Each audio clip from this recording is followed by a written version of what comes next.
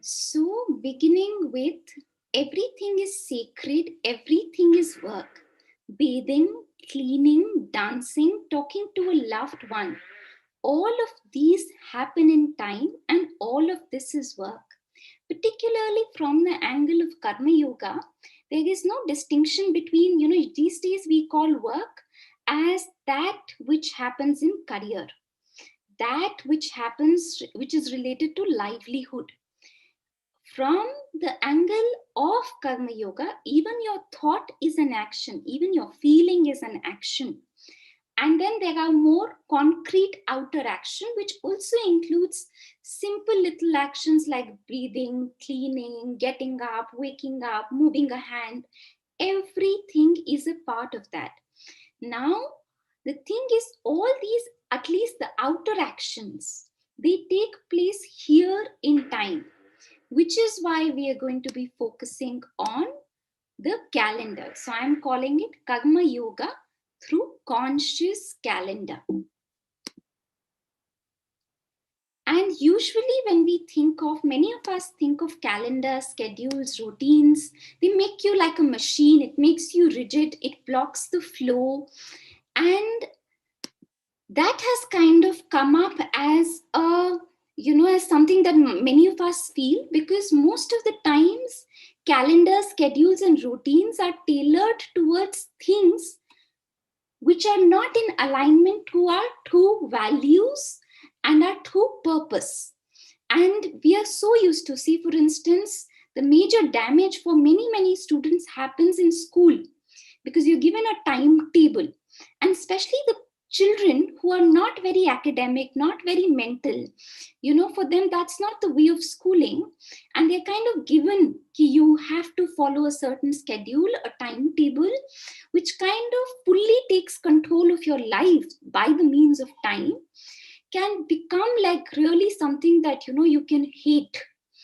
And that's perhaps why we've kind of have made a very negative image of calendar, schedules, routines, and we feel like they make us like a machine. So let's first begin with understanding what they are. They are neither like a tool to be shunned away, nor they are a tool to be glorified. They are simply a tool. And when something is a tool or an instrument, it always has a possibility. So it's going to be as good as the person who's making use of it, and to the purpose the tool is being used. So it is a special instrument because work in life upon earth, at least, manifests in time and space. And calendars help us anchor in date and venue. So if you really look at calendars, they are really like a magical tool that can really help us play with time and space, and really experience spacelessness and timelessness if we have a mastery over time and space. So it can really become an extremely spiritual tool once we really know how to harness it. There is a truth of each moment. Now there is a part of us which is eternal, which is beyond time and space. But now that part of us is trying to come into manifestation upon earth. And for it to come into manifestation upon earth, there is a truth of each moment. Meaning, at every point in time, there is a highest possibility of what this moment can be, of what I can be in this moment. And a mastery over time and space helps us become that, become the highest of what one is. Another way of looking at this statement is there is a truth of each moment. Now you'll also see that, sometimes when we say schedule a work that requires a lot of creativity just after having a heavy meal, we feel that's not really the right time to, open up the mind to new ideas, to receive inspiration, to receive revelation. So there is a truth to each moment in the rhythm of the day itself. So to tap into what is the rhythm of each day, and how can I Allow the truth in that moment to express itself. Now, mastering one's time is actually the basis of self-control. And self-control is itself the basis of all manifestation. And at the heart of it, all of us, somewhere or the other, deep down within ourselves, really want to contribute, really want to serve, really want to express ourselves, really want to manifest. And for that manifestation to express in its fullness, the basis is time. The basis is self-control, of which the basis is time. Now, this is another analogy to help you understand. A river can flow because the banks holds its shores. So often when we see the river, we are just looking at the river. We're mesmerized by the river, and that is what we are focusing on. But actually, it's never only the river. It is the banks as well as the river. It's the banks of the river which is holding the river. So our time and our calendar is literally like the banks of the river that can really contain the river, that can really direct the river, that can really allow the river to come into existence in its full flow. Actually, if the banks didn't exist, then this flow of the river that we enjoy will just be, all over the place and chaotic. It'll be all flooded. And we all want that flow, but that flow is only enabled once we have anchors in place. And you cannot really honor the river if you do not honor its banks. Now, another example, what makes a dancer dance? When we look on stage and we look at a dancer dance, we are like really, we're so mesmerized and we are into a flow, we are into that joy. But behind that kind of a performance on stage, there is so much of just like hitting the beat at the right time, which isn't something that's extremely, full of joy or rasa or flow or emotion, but it's just pure discipline of hitting the beat at the right time. If there are 3 dancers on stage, just this ability to synchronize movements. So there is a lot of work on tala that goes behind the performances that we enjoy. And often we remember the performances, we forget the fact that behind it is a lot of discipline. Behind it, actually, there's a lot of structure. And then this is probably the last slide. One second, on chat, there is a message.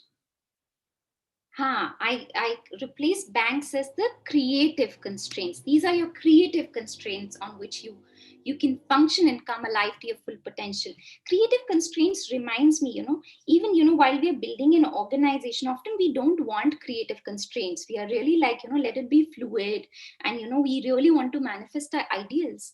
And the greatest example that comes to my heart is Arvind Eye Care.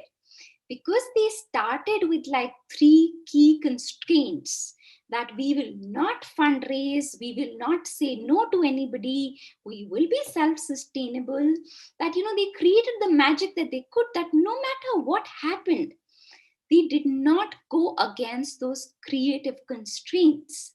And if we were to also say, look at our lives, times also that creative constraint, in which we have to fully come alive, then every moment becomes like, okay, can I live my fullness in the next half an hour? That really then becomes the question. So why calendar? Often people feel calendar and too much of this scheduling and everything, you don't enjoy things, you don't be in the present. But actually it's exactly the other way around. So that when you're with your children, you're not thinking about that work that is, pending and yet to be done. You're just with your children and you're fully enjoying, because you've scheduled time in your calendar for being with children, and you've scheduled time in your calendar for other things. So it's not like, I'm cooking and I'm thinking about those 4 other things, and then I'm working and I'm thinking about those 4 other things. I create that spaciousness in my life where I can really truly be fully present without a background conversation going on within me. I did not do this. This also has to be done. The second is so you can become self-aware. So you are giving energies where you're giving your time. Essentially, your life is flowing in the unit of time. You're becoming in the image of what you give yourself to. So this is a principle which is central to the Vedas, no? The principle of sacrifice. You become to whom you sacrifice yourself to. In the image of that is what you're becoming. So if whatever you're giving your time to, time is your real currency actually. That is what you're really spending. And whatever it is that you're giving your time to, in the image of that is who you become. So, and particularly when you have it in the form of a calendar, whenever in your reflective movements, you can actually see where did all the time really go. Otherwise, we have a vague memory of these things, and sometimes we also create memories. So we don't really know. But if there is a calendar, it really helps us become self-aware that this is where I was going off. And actually, I have one habit that even when say for instance something was scheduled for 7 and that couldn't happen for whatever reason and I ended up doing something else, I will actually go back in my calendar and make the change in terms of what I actually did, so that I can look back at my calendar to actually see where I spent my time. So I don't let an event which actually did not happen just because it's past be there. I actually delete it or I change it with what I did. And the last thing is so you can live your fullest, from giving time to work, to education, to self-care. You find time for everything under the sun that you ever wanted to do. So ever since, for me, every time, I felt in life I'm overworked, I really realized it's a matter of organization. It's always in my life, as I've experienced it, it's always been like a sense of overwhelm that I have a lot of work. It's never really been a sense of overwork, because when I give each thing in its right place in the calendar and I actually surrender then to that calendar and start following, I find time for everything from self-care to, it's more often than not 99% a matter of organization than really a matter of an actual overwork. And here we are looking at productivity as service. Efficiency is not a bad corporate word if it serves the divine. Remember, the definition of yoga given by the mother is that it is the shortest pathway to the divine. So which is efficiency, which is productivity. It's the shortest pathway. So with that, now I'm going to begin in terms of, this was all the why. So I just wanted to make sure you're all convinced before we kind of get on board with this. So then, but as I kind of also move ahead, just take in for your context, because I also understand certain people are more structured and other people are more fluid. And ideally, an ideal human being would actually be able to be both fluid and structured according to what the situation demands him or her to be. So that's why, I have made the presentation in a certain way, but you really take it for your context and you take it for your nature. Particularly, you have a bent more towards fluidity, then you take, what is it that is relevant for your context and can help you kind of accelerate your journey. Similarly, if you have a tendency to be over structured, then maybe it's the time to declutter the calendar and bring in more fluidity. So that bit of customization each one has to do of this entire presentation. So everything you manifest, everything you wish to manifest must have an intention, a time, and a date. So beginning with intention. So setting an intention for each day of the week. Actually, I began this practice during, summer, where I was having eye strain. And I was physically making a calendar because I just couldn't, afford to look on the screen for long hours. So when I made like physically a calendar, I named each day. I said, Mondays are magical Mondays. Tuesdays are transformative Tuesdays. Wednesdays are wow Wednesdays. Thursdays are thankful Thursdays. Fridays are flowering Fridays. And Saturdays are silent Saturdays. Sundays are Savitri Sundays. And it may look like, something that some people do when they're in KG, and the teachers make the little kids do fall so that, they can be excited about coming to school. But honestly, it works for just as well or even better for adults too. So really, whatever it works for you. And the very fact that, I put it like an alliteration. So it was really like, I was looking forward to the magic of Monday. And, even as during the day, you may find yourself, doing very mundane chores, everyday tasks. But because you have that intention that this is not just any Monday, this is magical Monday. So, if you're very consciously noticing those fireflies, which are full of magic in your life. So, really setting an intention for each day of the week. And then the magic number 3, which is another way of setting an intention. Now, 2021 has just begun. So, what are your 3 goals for the year? And then, when you're looking at your calendar, say at the end of each Sunday, when you're looking at next week's calendar, what are your top 3 goals for the week? And then when you're looking at planning your day, what are your top 3 most important tasks, MITs of the day? And literally it's like, if we go beyond 3, we can't really carry it in our minds. And if it is within 3, it's like we really can hold it. And whatever we hold it is what we give power, energy, consciousness to, and that is what begins to manifest. So, some of us may have very concrete goals for the year. That this year I want to get back to dancing. This year, I would really like to contribute to so and so projects. Other people may have more like fluid goals or more value-based goals, such as, this year I would really like peace to be established in my life.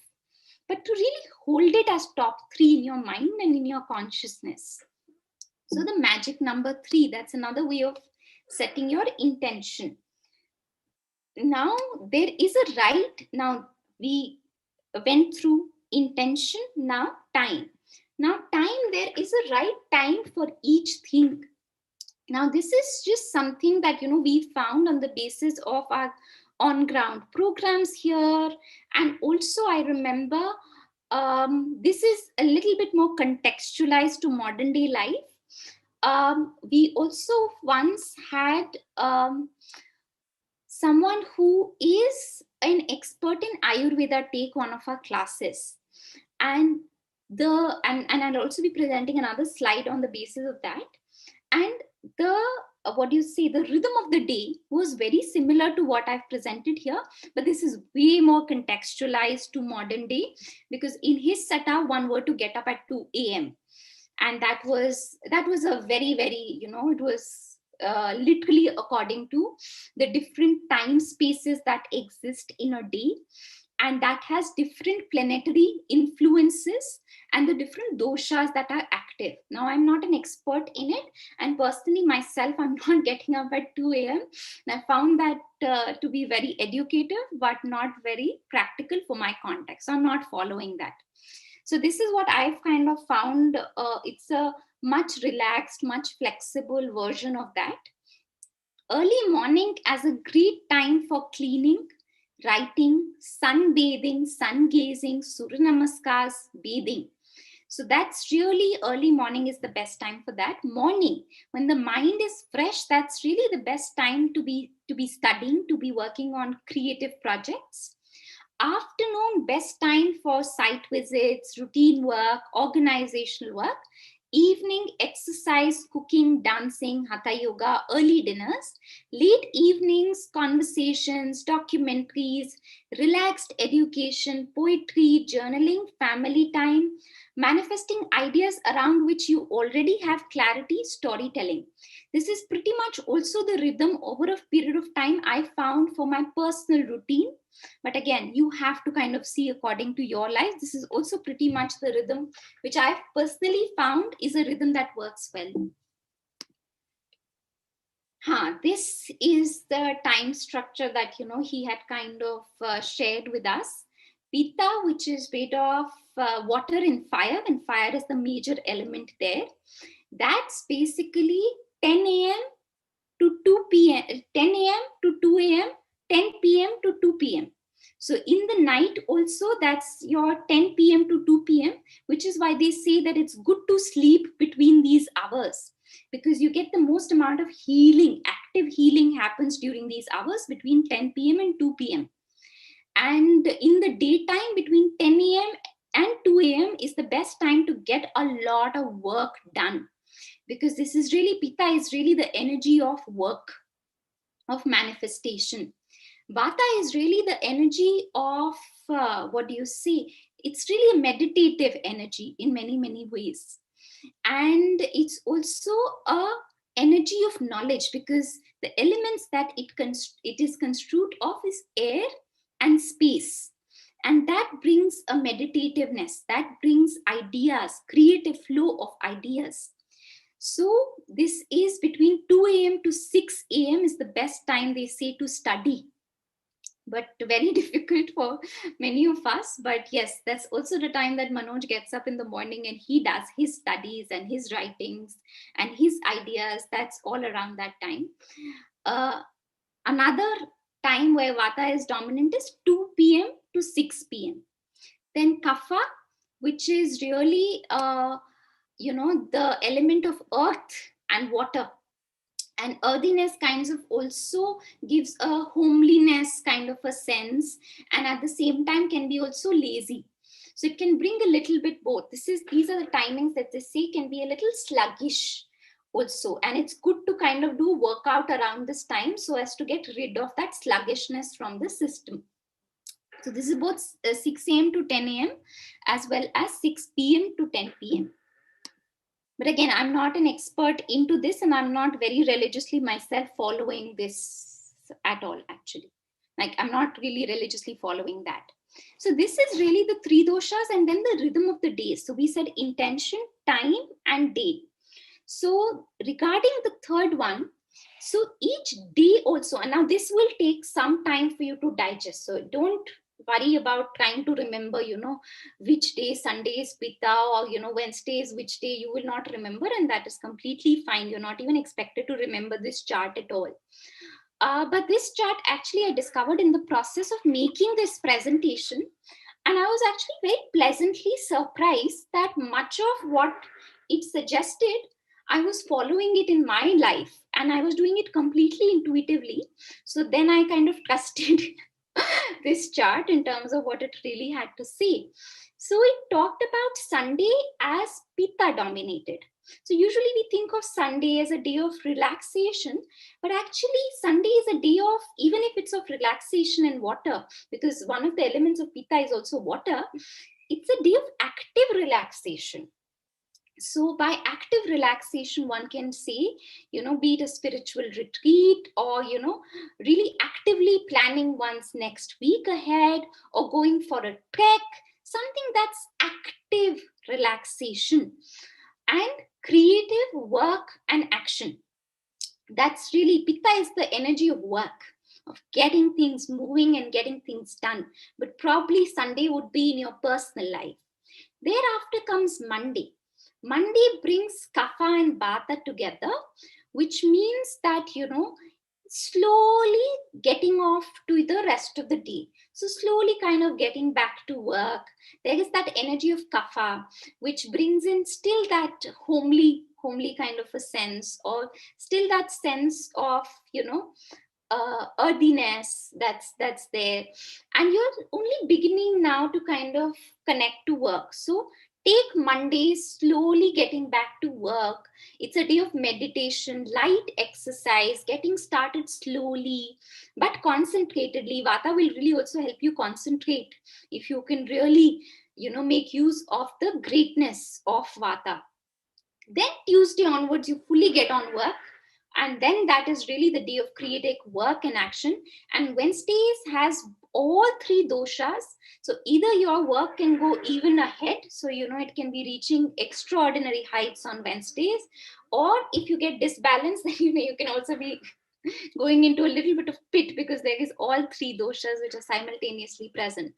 And Thursdays is really the day of kind of coming, together, meetings, and thereafter Kapha, which is Friday, a day of kind of closure, assimilation of ideas. And Saturday, because it's a pure Vata day, it's a day of, new creative ideas, new thinking, new projects. And because it's also a pure Vata day, it's also very important to stick to your routine on Saturdays, because Vata energy is such that, it doesn't like routine. And it actually flourishes when it has a routine.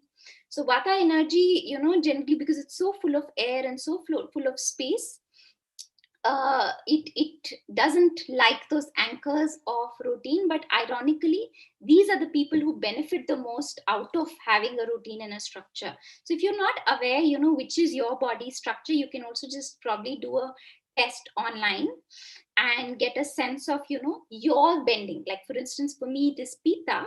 So you will also see that one is what is the nature of these days, and second is how am I interacting with each of the days. And to sum this very complex chart which is in front of you, is simply begin with an active Sunday, active relaxation on Sunday. Let Sunday be relaxing, but not like, going into a pit of watching Netflix, but really much more of a rejuvenating and active Sunday that also allows you to plan for the rest of the week. Slowly starting on Monday, Tuesday, Wednesday, peaking, Thursday, meetings, Friday, assimilating, Saturday, new ideas. That's really the summary of it. So, as a curve, if you can imagine, it's like slowly going up and then slowly relaxation, literally like an in breath and an out breath. Now, this is something that I made on the basis of the 4 stages of work. Now, for those of us who are, engaged in quite a bit in livelihood, it's okay to have that as a major space in life. So the way I've kind of tried to divide it is 6 plus 6 plus 12. So 6 hours of work for livelihood and joy. And even if, we are working for livelihood, you can bring in joy, you can bring in the attitude of worship. Then if your work is not directly tailored toward any kind of service or any kind of social responsibility, try and see if you can take up 1.5 hours of volunteering every day, and then 1.5 hours of education every day as, lifelong learners on this path of life. And then 1.5 hours of inner practices. And those inner practices could also be things like cooking or cleaning or meditation, flower mandala, gardening, painting, tratak, anything. And 1.5 hours of conversations, meaningful, deep, heartfelt conversations, and 12 hours for your routine, maintenance routines.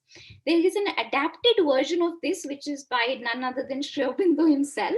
He's given a formula of 6 plus 6 plus 6 plus 6. But in his format, you hardly get any sleep.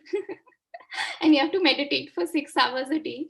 So I really modified it to what I consider it as more human than what he had proposed. So I've made it 6 plus 6 plus 12 instead of 6 plus 6 plus 6 plus 6. That's how I've kind of altered it. And if you notice, one second. Before you notice anything further, often when I say that, just give 6 hours or less of your day, 5 to 6 hours of your day must go towards livelihood. People say you do not know how much work I have. Okay. And actually research suggests that in an 8-hour day, the average worker is only productive for 2 hours, 53 minutes. That's right. You're probably only productive for around 3 hours a day. So remember that, you might be thinking you're working for 8 hours, but that is really what your calendar is saying. Doesn't necessarily mean in all those 8 hours, all you're doing is work. So when I say, in this ideal schedule, I would actually say 5 to 6 hours. Madhav, in the context of Auroville, has spoken about 5 hours of work a day towards the collective, towards the community. That doesn't include any personal work, and 7 days a week. And the only condition in which she said you can take a Sunday off if you're taking it for a spiritual retreat, because she says most people really do not know how to relax and how to take a Sunday basically, because my mother says that most people when given a Sunday will waste it, will not really use it for their growth. So even if you're relaxing, you must know how to relax. Otherwise you're going to go down the drain of entertainment and a lot of other forces. And not to again feel guilty if that still exists in your life. It still exists in my life and it's okay, but it's still good to know what the ideal is.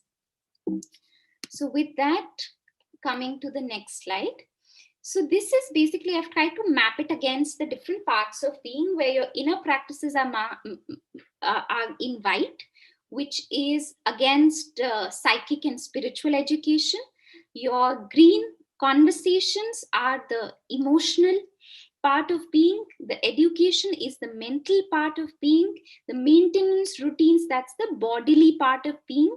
And then you have the service and social responsibility, which is the psychic in action. And then there is also like a neutral color given to work as livelihood and joy, which can also become pink when you begin to bring within it the spirit of work as service. So that's a formula that I kind of came up with. I thought Shubham really likes these formulas, so I kind of put it in this fashion for those of you who are able to appreciate it in this way. So, okay, with that, I come to the 12 different things in your calendar that you can very practically look at. So first is to include everything in your calendar. Usually when we think of calendars, we are like meetings, very dry, boring events, very education kind of things. Those go in our calendar. But the real things in life, conversations, or I'm not saying that meetings are not real things in life, pardon my word, but the other things in life often do not really get a space in a calendar. So, in one of the seminar Manoj had taken with teachers in Chennai, and one of the teachers really, at the end of the session figured out that she's lacking joy in life. She hasn't danced. She used to really dance as a child. So, she put in her calendar to dance for 15 minutes. It will happen if it is in your calendar. That's the thing. If you're really happy to surrender to your calendar, it will happen the moment you put it in your calendar. So, even things like I want to dance 15 minutes a day, things like this usually remain here. It's like a wish. It's a wishful thinking, but put it in your calendar so that it actually happens. So plan by energy. So when you are kind of putting everything in your calendar, it's important to plan by energy. So what I mean by energy is already kind of trying to see what would be my energy at this hour of the day, and what would be my energy when I am in a meeting with difficult people. And after that, so for instance, if I'm entering honestly a meeting with like very difficult people, I would not schedule another meeting after that. I would give my, even if somebody is asking me for a meeting, I would try and schedule it another time. If I'm already in a difficult meeting, and after that just back to back have another meeting, that doesn't make sense. So you have to energetically plan your calendar and being very conscious of how is your energy likely to be in that particular situation, and accordingly give yourself buffers and accordingly give yourself the rhythm. Then what will be the energy of the context, and then the energy of the time and the day. The second thing to plan by is the availabilities. Now, availability of people may differ on the basis of holidays, special days, lunch times. Take this into account from the get-go. And particularly in case of holidays, you can always keep in mind, even as you might be willing to work on a pongal, but keep in mind that, is my team also willing to work on pongal? So you plan it from the get-go so that there are least clashes. And then intention, if you want to do something, put it in your calendar. Now, include even things like creativity and practices in your schedule. Schedule is your playground for everything, not just for meetings and phone calls. Most of the time when, you ask people to kind of make a timetable, either they will put, work related things or maintenance related things. But what about, even what about like a Monday brainstorming session? Something which is, really making you open to ideas. So also consciously put in times for creativity, for brainstorming, whether alone or with your team, so that they really become a part of your life. Next, keep time for incomings, organization, and rest. So, by incomings, I mean things like, for instance, emails. To have a dedicated time, in your schedule for emails, so that throughout the day you're not worried about, or say, for instance, if your first meeting is going to happen at 9 o'clock a.m. and you already see, your inbox is full and half your attention is going to is probably, let me reply a little bit here and little bit be present to this meeting. One of the things that I do is I begin my day half an hour of email clearing, and my inbox is always clear. The moment there is an email that comes in the morning, half an hour I'm checking my mails, I am either marking it as spam, deleting it, archiving it, snoozing it. My inbox before I begin my work is empty. So that's also like, okay, this is done and over with, and it doesn't kind of overlap with other things in life. So having a dedicated time for emails, having also a dedicated time for planning, and then having a dedicated time for breaks, for naps, for birthdays, for special days, for holidays, and really keeping that time for interstices. These interstices are really like the magic of the calendars. So interstices are things like, transition time, your preparation time, your travel time, your break time, your immediate follow-up time. More often than not, if you attend a meeting, try just after that have some immediate follow-up time, so that tuck tuck tuck tuck tuck things that you made note of, you kind of put them in motion. Or even time for concentration, for relaxation, for yoga nidra, an afternoon 20-minute nap, reflection, assimilation. See, for instance, if I go and attend a session, I consciously keep a time after 20 minutes, just after that I'm going to be reflecting on it, so that I've kind of picked out all the gems of the insights I had, and they're in that place when that topic is alive in me. And even keep time for interruptions and expected delays. And that is one of the things that many people don't do. Say, if if I'm going to be working from a public office, 2-3 people are going to come and disturb me. Instead of getting irritated at that point in time, plan for it. No, in this particular space, this will happen. So when you plan for it or account for it, there are less likelihood of getting frustrated or disappointed. And then another beautiful thing through which you can weave your calendar is moments of silence. So in your calendar, as you start framing your calendar, there will be like different colors, and one event, second event, third event. The spaces between the one event and the second event, that 1 minute between all the events you've put in your calendar, those are your moments of silence. Those are your ways of connecting to the divine. Those are the moments of concentrating in the deeper heart. And that is how that even without having a separate practice, actually you've embedded in your schedule itself a very, very impactful practice. Just a moment of silence to begin something, and just a moment of silence to close it, to bring a closure to it, to offer it. So even as at this point in time, see, you're completely at stage 1. If you're offering it, that work itself has the possibility to become magical, to become full of silence. Now, every meeting has a follow-up time allotted in your schedule from the get-go. Each meeting must be followed by at least the same number of follow-up hours. So this is another rule that I use for myself. If I'm sitting in a meeting for 1 hour and I'm not coming back and working minimum for 1 hour, then probably I need to rethink whether I need to sit in this meeting or not. And similarly, even with education, Even, when I'm attending a certain course, if I'm attending something for 1.5 hours, and if I'm not following it up by 1.5 hours, then it's for me to question, because it's really in that other 1.5 hours that I take for myself that I'm really assimilating and making that knowledge a part of myself. Otherwise, what I've done is shopping, or what I've done in a meeting is given advices, really unsolicited advices. So every time I find myself, I'm in a meeting where I'm not taking the work back home of similar number of hours, I'm questioning whether I need to be in this meeting or not, whether it's the best use of my time at all or not. And whereas a lot of people see the other way around, I've at least encountered many such people in my life, that if they are given a meeting without having to do any follow-up work, they prefer it like that. But really, those are not, really,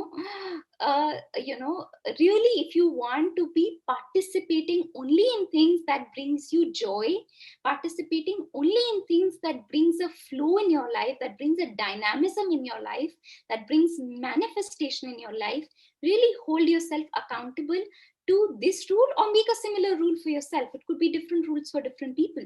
Because I also, for instance, in certain meetings that I sit, I am only like an advisor. And there I understand, because my role in that meeting is of an advisor. So my follow-up would be 10-15 minutes, and that's it. So you have to see for yourself, according to your situation, what is the rule you want to hold yourself accountable by. So the rule that I've been holding myself accountable by is, if I go to a meeting for half an hour, minimum I should be working half an hour for the agenda of that meeting. Otherwise, I really don't,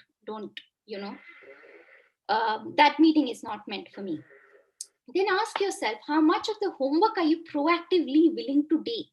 If not much, you are not meant to be in the meeting. I think connected to what I just shared. The second rule is to be fully concentrated when working. There's a particular quotation by Sri Aurobindo where he says that not a moment before and not a moment after should you be thinking of work.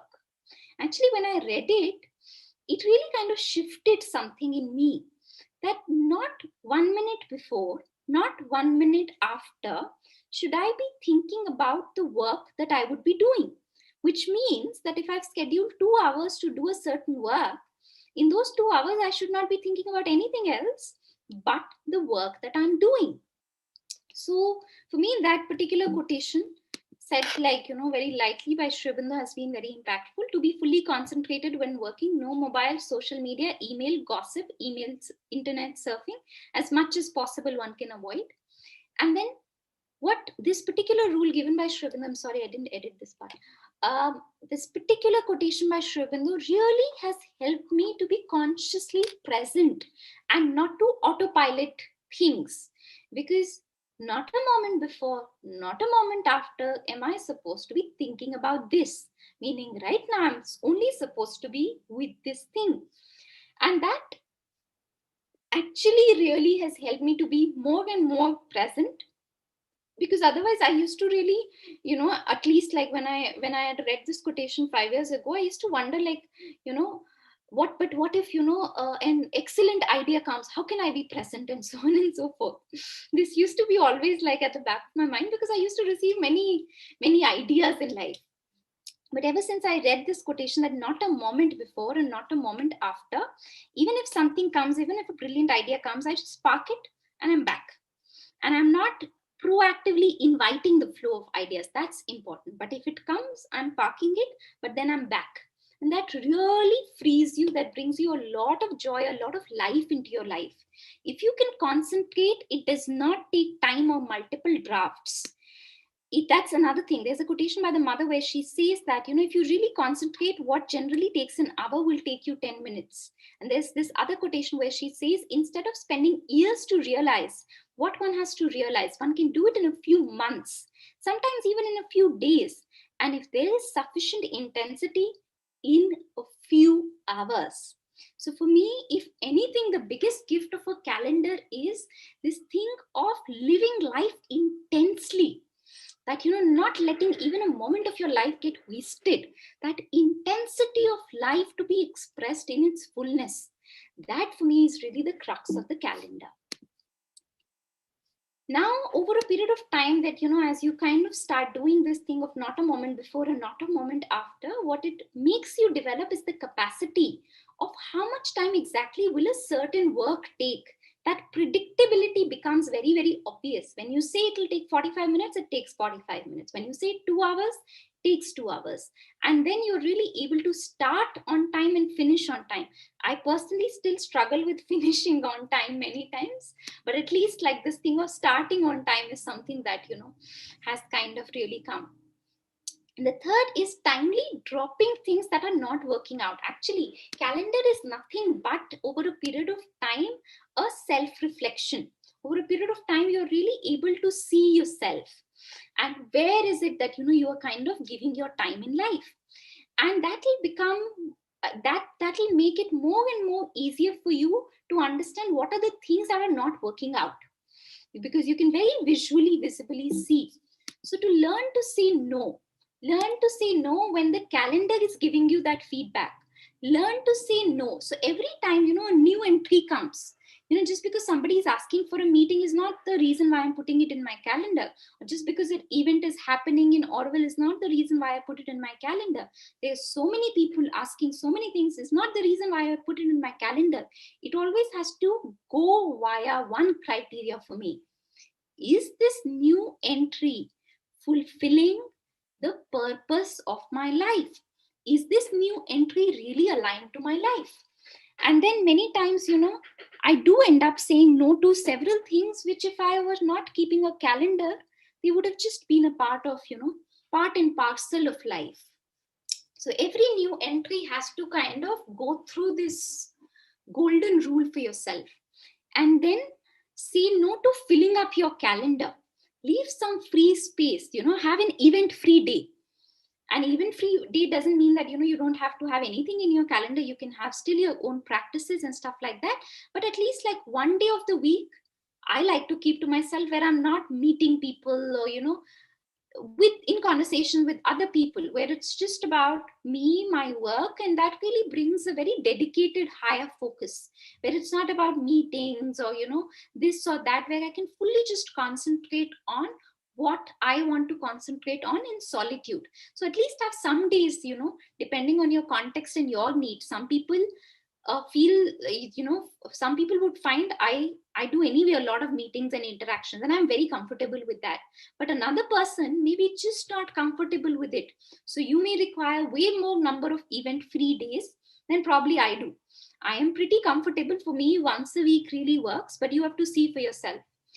And not to have a full day of meetings. And as much as possible, avoid that.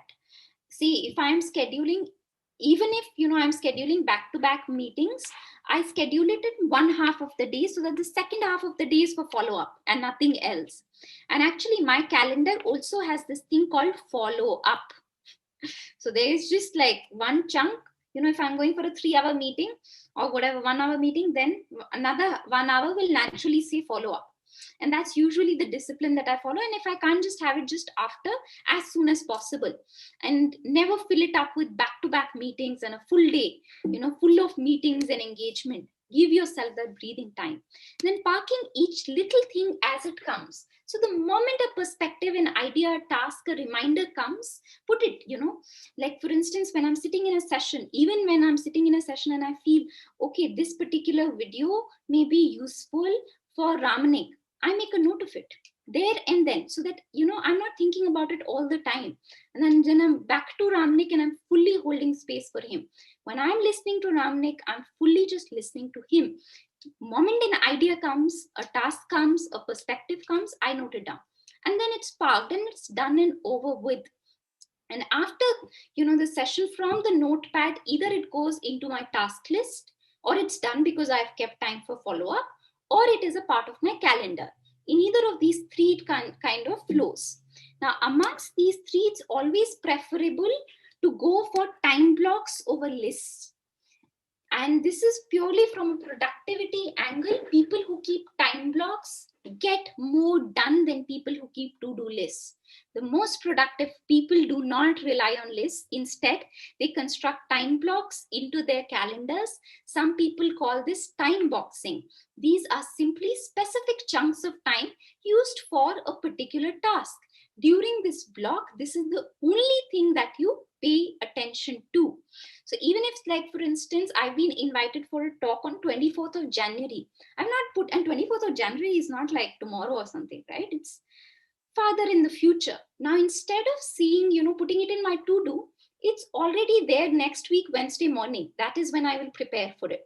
That's it. And that, how did I decide that? Over a period of time, when you become used to it, you exactly know which is the time period meant for preparation for this, due to different factors, due to the other engagements, but also due to the energy of the time, and whether is that truth meant to happen in that moment. So from the very subtle factors to very material factors determine what is the right thing that has to be done in each moment. So that's already parked in a time block. It's not really just parked in a list, oh, I have to do this. It's parked. The fifth is honoring and consistency. By doing the task every day or every week at the same time, we prime ourselves for it. So it becomes easier to create a rhythm, especially not just we are doing it at the same time, but the right time energetically. It's like the moment, every day in the morning, you do the cleaning at the same time. It's like you become primed at that time to do that particular task. And it also happens faster. I've noticed when I'm brooming in the morning, somewhat it's like it takes lesser time. When I'm doing it in the evening, whereas the task is the same. But it's like now my mind is primed that, at 7 o'clock, I broom. It's like 7 o'clock when I broom, it literally happens. I've noticed in like 7 minutes. When I do it in the evening, it happens in 15 minutes. So literally like there's that bit of a time difference. And so what this also consistency and honoring means that, often we are really good with honoring outer commitments. So for instance, if I committed to Leela 2 o'clock, I will be there. Most likely I'm likely to be there. But if I committed to myself at 6:30 in the morning, I'm going to be doing Surya Namaskar, I don't take it that seriously. 50% seriously, then late. And also whenever there are no money involved, when money is involved, we're like, yeah, we're there dot on time. When commitment with other people or money is involved, our commitment and discipline is another level. But when money is not involved, where, outer commitments are not involved, you'll also notice, your own commitments dwindle. So respecting the calendar is also respecting the inner commitments. Calendars are not only meant for outer things. So even if it's a commitment to myself, I want to be oiling my hair on Saturday night, I put that in my calendar because it's important and I want to be oiling my hair. So it happens, and it's a part of my commitment to myself. Now, another thing to kind of the sixth rule, so as to speak, is if you want to get things done, always precede your commitment with by when. Or if it is the another person who's making a commitment, ask that person by when. Just this simple word, by when, can really accelerate the movement of life in your life. So what happens is we say we will do this. By when? That really anchors it. Or somebody tells us, that fine, I will do this. Then ask very politely, by when will you be able to do it? So that it really anchors in time. Whatever is anchored in time is what will manifest. For manifestation to happen, you cannot not use the instrument of time. The only thing is, are you using it well or not? So by when, and the other is what time. Each time there's a conversation about a meeting. Now this one I'd like to elaborate a little bit. So one of the mistakes I had made in life is I got so used to asking people what time that some of the meetings which were actually not meant to happen, meaning that were not really so useful, I would still kind of ask what time. That is the extreme other end, which is, asking what time for everything, scheduling a time and a date, even if, so first is to kind of sense whether is it your work to ask what time. Because if the drive is coming from you, which is there is something that you really want to manifest, then it's your job to ask what time. But if it is the other person's drive, it is the other person's task to make it happen, then allow the other person to ask what time. Because if you are going to schedule a time, that is pretty much you are driving the other person. So, with all your good habits of scheduling, don't also on the pathway carry other people, let them drive themselves. And that's one of the mistakes I made, because I was always like on my toes, okay, like what time? And I realized that, it's okay, let certain people fail. It's okay. I don't have to drive everybody around me. That certain people get excited and then that excitement goes away. There is no need to ask for what time for everybody. And so now I'm asking not just what time, I'm also asking myself, is it my job to ask what time or my job is to keep quiet? So yeah, the seventh is simple and small. Schedule small chunks. I was reading people like, Tesla and Bill Gates, they have like 5-minute chunks of time. And while that, I do not know how it looks and how they function with it. And, I really have no idea what that even means. 5 minutes is like too quick. It just goes like that. What must they be kind of scheduling in a day? But I don't know. Anyway, what I've been really missing in the Google Calendar is a 15-minute chunk of time that is visually representative. Because I'm really seeing I'm doing things in 15 minutes, 15 minutes, 15 minutes. That's really the the duration, which is kind of coming for me. Whereas Google Calendar minimum chunk is 30 minutes of a visually neat way of showing. So that's a personal struggle that I'm facing right now. And yeah, right now though I am quite on Google Calendar, I do not know how it would feel like to shift to something else, but it does feel like the time has come to graduate to a better app. So yeah, basically what this means is schedule small chunks. So usually a default calendar will give you an hour long chunk. Just because it is giving you an hour long chunk doesn't mean you have to make everything 1 hour long. Sometimes it takes 30 minutes, sometimes it takes 45 minutes. So decide how much of that chunk it is. Just don't let, because the calendar is giving 1 hour, everything kind of becomes 1 hour. Then simplify. One is, simplify your project into small little tasks. So you're really concentrated on that bit-sized work that you're doing, and you're fully just enjoying joyously like that. It's like, earlier we used to celebrate victories at the end of the project, at the end of, establishing something big. But if you can break down that big thing into small little things, you're giving yourself, 12 more celebration points in your life. The moment, that big project, you break it down into 12 little parts, and that 12 little parts, completion of each of those parts is a celebration onto itself. And then the second technique is batching tasks, which is putting tasks which are similar to each other together. So I don't also make like a bucket list of tasks, which is all kinds of tasks put together. The moment task comes, it's like Savitri painting has a different set of task lists, Prayoga has a different set of task lists. They're never kind of put together. So that when I'm concentrating on those tasks, I'm fully kind of concentrating on that particular project. Then is to think in terms of half times, which is by doing it for 2 times in one go, I do it in half time, which means a very bad example of it is that, if I have to cook twice for lunch and dinner, I cook once. And दो time का एक में हो गया. I mean, it would take way more amount of time if I had to kind of take out the paraphernalia twice. But that's a bad example. Okay, don't follow it. But you can really apply it in other aspects of your life to simplify.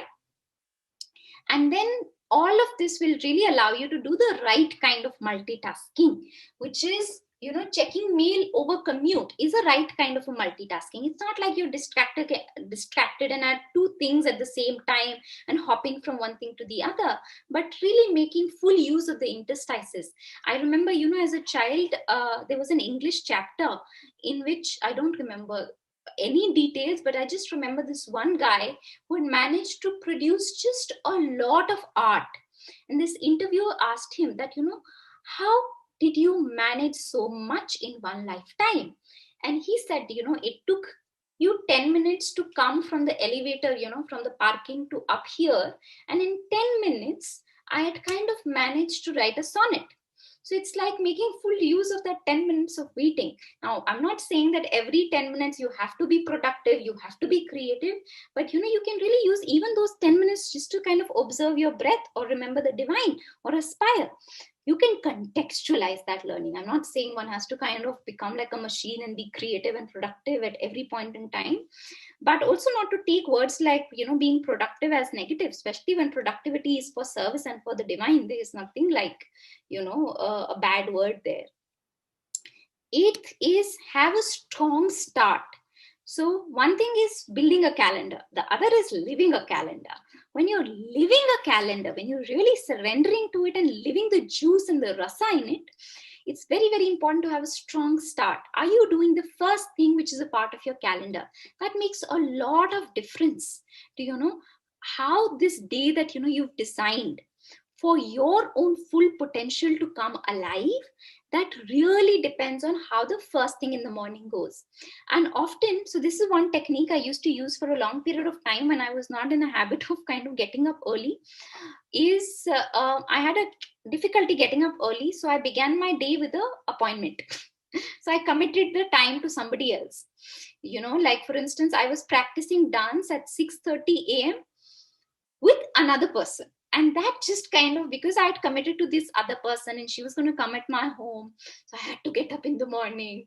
And so that's a technique I have followed for a long period of time. Now I find it much easier to do it by myself. But you can also follow tips and tricks like this. Then is know your calendar and its possibilities. Oftentimes we are just using a calendar and a calendar app and we are just limited to its possible, whatever is visible, whatever is default. But actually, if you really start exploring calendar, what it can, what it cannot, to what extent can it be customized, you will really know your playing field and you will play your game well. You will make the right choice. You will make the best use of what you're already using. So for that, there are few things. So in a calendar app, usually there are extra fields that we just ignore. That extra fields can actually be made use. So extra fields are things like meeting link, description, notes, colors, how you can really color code your entire calendar can be a very, very interesting way. Because if I'm saying a magical Monday, my calendar should look like a magical Monday. No. So colors, custom repetition, you can really custom repeat things and you can set strategic reminders. So not just, say a 15-minute before is a default reminder. And usually we all are very happy with whatever Google has programmed for us. But if you would really like to use the app to its full potential, why not set a reminder probably 24 hours in advance? That will help you remember that task and maybe you'll work on that task. So really make use of this extra. The second is make sure it's synced fully. You've enabled offline, you've synced holidays. You may also like to sync tasks from to-dos, whichever app you use for to-dos. I've been personally using Asana, that your to-dos are also synced into the calendar itself. And then in case you're having storage issues, you've enabled cloud storage for ease of syncing. That way, from any device at any point in time you want to access your calendar, you can access it. Then default settings. You need not use the default duration of the meetings. Do not just go ahead with the default view. You can even use the view of the calendar to your liking. So really experiment. Do I like this view of the calendar better? Does this work better for me? Does that work better for me? Just don't buy in whatever is the default features given to you. And the next is to be time efficient. Use recurring events feature. There are also apps such as Zapier. I discovered that that smart guess, what would you like to be scheduling, it kind of already has a hint and it will tell you maybe this is what you're trying to schedule, because it knows your tendencies. And you can always use these days Alexa and your okay Google and your Siri to schedule a calendar event. And then, if particularly you're used to scheduling things from a computer, I'm not at all used to doing it from a computer. So I do not know any of the keyboard shortcuts, but if you are, you can learn some of those as well. Very practical little things, but really make the full use out of this tool, which is, in your hand. And then, you can really have multiple calendars also. So for instance, there's a for between me and Manoj, we have a joint calendar. There's Manoj's calendar, and then there's mine, and there's an ACI calendar. So there are these 4 kind of colors and these 4 kind of calendars.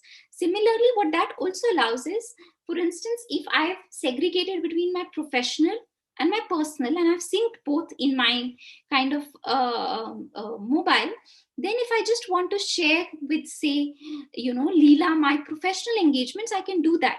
And she does not need to see what time do I brush, what time do I bath, what time do I clean. Probably she's not interested in that. And it's just my professional calendar, which is my work calendar. So you can even name each of them. And nowadays, even there are apps like Calendly that allows other people to book an appointment in your calendar, and you can specify which slots, so that all those, hundreds of emails to schedule that one appointment, you don't have to kind of put yourself through that torture. You can simply tell the other person, hey, this is, my Calendly account. You can book an appointment here, and you've already given this, the slots in which, you're free.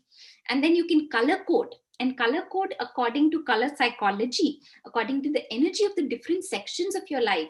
Blue for relaxation, maroon if you want something to stand out. And then it's important to capture it in real time, which is unlike a physical calendar. In a digital one, you can, capture it in real time. And like I already mentioned, that I also edit the past events for better self-awareness in future. Then follow-up and reminders. There is also this possibility of having follow-ups, documents sent, all automatically, reminders sent automatically. We can all really make use of these things. Actually, Calendly, for instance, gives this thing of auto reminders, auto follow-up materials being sent, a lot of these things that are actually there, but hardly I've seen people make use of technology in the right way. Very few people. There's a lot which is, possible with this. Next is decluttering applies to all aspects of life, and that includes your calendar. So keep your calendar clutter free, no automatic events, standing meetings, unnecessarily that, anything which is unnecessary need not be a part of your calendar. Then to keep time for planning, be it keeping time for planning on Sundays, or at the end of the day, early morning, after work, whatever works for you. Keep some time for planning and assessment. Then addressing the elephant in the room, and this is the last one.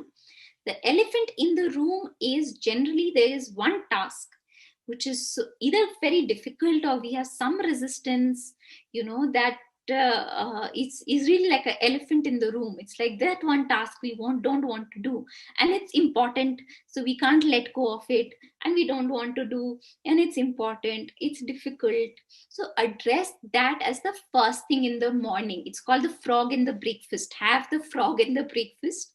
It's the first thing in the morning that you address when your mind is fresh, is that task which is the most difficult, which is really the elephant in the house. And this is another kind of a finding, which is 80% of your results actually come from 20% of your work. So what is that 20% of your work? Give that the priority, the first thing in your day. The other is, in terms of addressing the elephant in the room, is to address conflicts now. But here I don't mean any kind of interpersonal conflicts. I basically mean calendar conflicts. Often, whenever there's a calendar conflict, many of us, just let it be. To address it right away so that it's resolved and your flow of life is not interrupted. And with that, I think all 12 are kind of done now. This is just an extra tip that I found. Is I do the first option, which is I basically schedule with 90 hours. I've written 90 minutes. Sorry. 90 minutes focus sessions. So generally I would schedule a work for 90 minutes.